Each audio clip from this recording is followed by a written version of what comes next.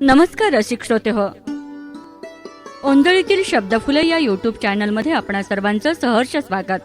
संकल्पना आणि मार्गदर्शन प्रख्यात व्याख्याते शिवाजीराव पवार सर, निवेदिका शीतल कुलकर्णी.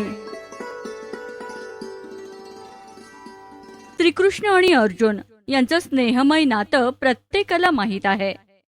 महाभारतात अर्जुनाला योग्य दिशा दाखवणारे आणि युद्धात युक्तिचातुर्याचा वापर करत अर्जुनाच्या रथाचे सारथ्य करणारे देखील स्वतः श्रीकृष्णच होते. एका कथेत अर्जुन हे श्रीकृष्णाच्या इतके निकट का हे सांगण्यात आलं. तीच कथा आज आपणा सर्वांसाठी घेऊन आलीये मी शीतल. की एकदा गरुडाच्या मनात आलं, मी भगवंताचं वाहन, अर्थात मी जवळचा, माझ्याशिवाय भगवंत कुठे जात सुद्धा नाहीत.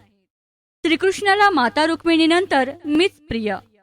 तरीही श्रीकृष्ण त्या अर्जुनाला कसे काय एवढे महत्व देतात, अगदी त्याचा रथ सुद्धा चालवतात. एके दिवशी या गरुडाला घेऊन श्रीकृष्ण अर्जुनाकडे आले तर अर्जुन झोपला होता आणि द्रौपदी त्याच्या डोक्याला तेल मालिश करत होती. प्रत्यक्ष श्रीकृष्ण आले तरी अर्जुन उठला नाही. हे पाहून गरुडाला आणखी राग आला, पण श्रीकृष्ण हसत हसत त्याच्या डोक्याशी जाऊन बसले आणि द्रौपदीला बाजूला करून स्वतः त्याच्या केसाला तेल लावू लागले. आता मात्र कहर झाला. या विचाराने गरुड निघणार तेवढ्याच श्रीकृष्णाने त्याला आपल्या जागेवर बसून अर्जुनाचे केस हातात घ्यायला लावले आणि श्रीकृष्ण उठून बाहेर गेले. रागानेच गरुड बसला. त्या शांततेत त्याला श्रीकृष्ण श्रीकृष्ण कृष्ण जय जय श्रीकृष्ण कृष्ण जय जय श्रीकृष्ण कृष्ण कृष्ण जय जय श्रीकृष्ण कृष्ण जय जय श्रीकृष्ण कृष्ण असा मंद आवाज ऐकू येऊ लागला.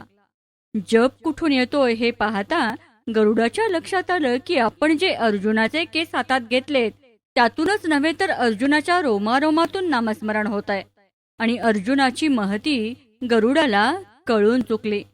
रसिक श्रोते हो, आजच्या युगात सुद्धा संत तुकाराम, संत चोखामेळा आणि श्री ब्रह्मचैतन्य गोंदवलेकर महाराज अशी अनेक उदाहरणे आहेत.